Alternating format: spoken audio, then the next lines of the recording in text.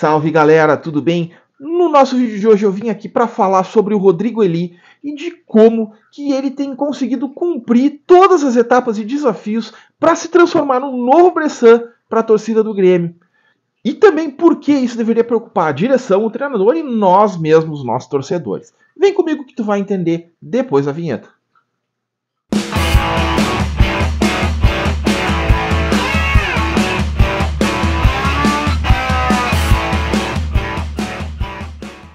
Gurizada, na live pós-jogo contra o Estudiantes, o Lucas e eu falamos bastante a respeito de uma coisa que a gente já debate há muito tempo, na verdade, que é um processo de deterioração técnica dos jogadores, que eu particularmente denominei de processo de bressanificação.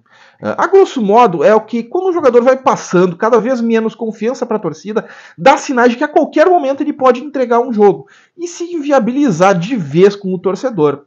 E faz algum tempo que a gente vem vendo esse processo acontecendo com o Rodrigo Eli. E no vídeo de hoje eu vou explicar para vocês como que isso está acontecendo e onde isso pode acabar. Mas o que não pode acabar é o teu dedo no like no nosso vídeo aqui. Deixa o like, te inscreve no canal, ativa o sininho das notificações para continuar recebendo os nossos vídeos do Entre Linhas Gremistas. Então, pessoal, eu falei aqui sobre o processo de bressanificação do Rodrigo Eli. E vocês devem estar se perguntando, que diabos é isso, Rodrigo? O Eli está se transformando num zagueiro ruim? Na verdade, não. O Rodrigo Eli é e sempre foi um zagueiro normal. Jogador normal. Assim como o Bressan, né? Que até pode não ser dotado de grande qualidade técnica, mas acaba tendo lá alguma utilidade. A gente não pode esquecer, por exemplo, que o Bressan jogou a final da Libertadores, onde nós fomos tri, lá em Lanús. Vocês não vão esquecer disso, né? O Kahneman estava suspenso, o Bressan jogou a final, foi campeão da Libertadores da América. O Bressan acaba sendo um zagueiro ruim? Às vezes parece que é, né? Porque às vezes comete muitas falhas e acaba levando a algum tipo de prejuízo. E é exatamente essa a questão.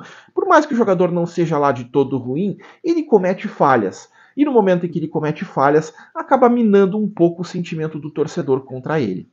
Imagina, por exemplo, um copo vazio, copo sem nada, né? E aí você começa a botar um pouco d'água nesse copo, né? Uma falha cometida pelo jogador, né? Ele joga, começa um jogo ali, tropeça na bola, o time adversário vai lá e faz um gol. Tu coloca um pouquinho do líquido da impaciência dentro do copo. E aí daqui a pouco passa um jogo, ele joga mais ou menos, no outro jogo ele vai e comete um pênalti. Aí tu coloca mais um pouquinho da água da impaciência dentro do copo do torcedor.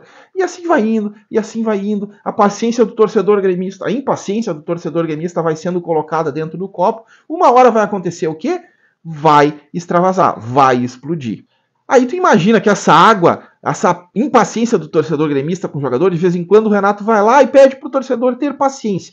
Mas ele segue sendo escalado, segue cometendo falhas. Por mais boa vontade que o torcedor tenha com o atleta, e que ele faz bons jogos ocasionais, ali na frente o torcedor sabe, né, pelo histórico, né, de falhas que ele vem acumulando ao longo do tempo, o torcedor sabe que ele vai dar uma entregada em um jogo importante.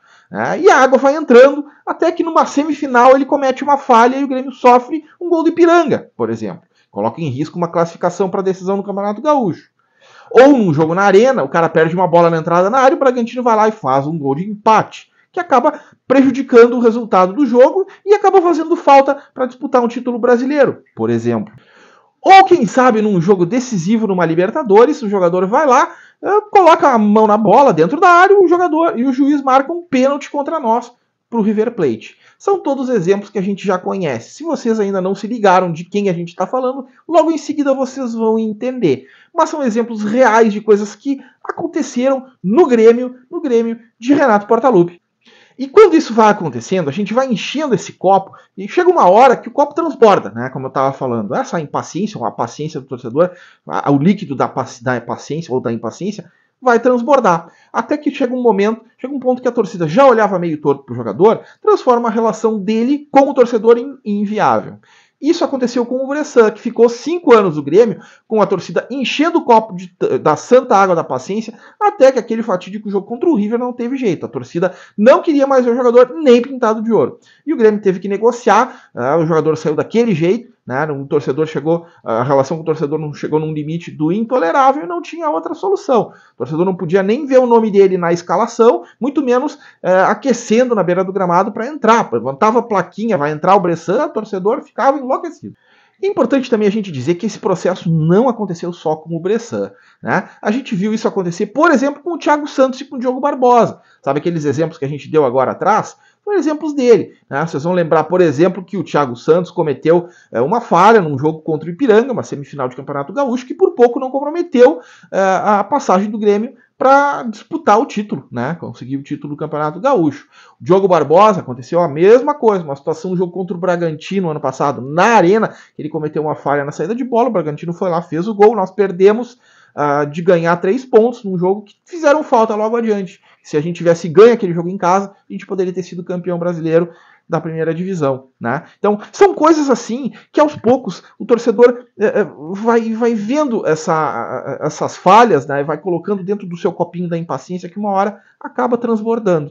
E aí vocês vão me perguntar, tá, mas e o Rodrigo Eli? Bom, o Rodrigo Eli vem se esforçando muito para cumprir todas essas etapas, até por jogar um outro jogo bom, mas logo ali adiante ele comete um erro técnico, uma desatenção que provoca algum prejuízo, como foi o caso do gol sofrido contra o Estudiantes, que ele ficou pregado no chão, escanteio, ao invés de subir, atacar a bola, a marcação do zagueiro que veio de trás, né, não era o jogador que ele deveria estar marcando, mas ele deveria estar marcando a bola, então ele perdeu o tempo de bola, errou no momento de atacar a bola e não atacou a bola, o jogador adversário atacou a bola antes dele, e conseguiu marcar o gol. Sofrido contra o Estudiantes e acabou comprometendo a nossa classificação como primeiro colocado do grupo, podendo quem sabe trazer a decisão da próxima fase das oitavas de final para dentro de casa. Então, Rodrigo Eli errou sim nesse lance, ficou pregado no chão, mas teve outros lances que ele vem acumulando, ele vem trazendo de jogos anteriores aí, alguns até dos pecados bem capitais, que a gente pode colocar nessa lista. Teve um lance contra o Vasco no Campeonato Brasileiro desse ano, em que ele deu uma tropeçada, deu um chute numa dividida, numa disputa de bola com o jogador do Vasco, por pouco não foi marcado pênalti. Tem também um lance contra o Fluminense no ano passado, que também ele deu um pisão no Nino Paraíba, poderia ter sido marcado pênalti. Você vê que ele vem flertando com falhas, né? Flertando com falhas, e teve ainda até, foi um lance bem capital, que foi o jogo da Copa do Brasil contra o Flamengo ano passado. Foi uma bola na mão dele, né? E acabou marcando um pênalti para o Flamengo e a gente acabou perdendo o jogo e perdemos a classificação também. Então, ele vem flertando com as falhas, e quando não flerta, ele falha de fato e acaba comprometendo algum objetivo da equipe. Parece que o universo está mandando um recado: olha, se tu botar esse cara aqui, vai dar uma zebra logo ali adiante. E o Renato tá vendo esse recado do universo, está fazendo o quê? Nada. Coloca o Rodrigo ali para jogar.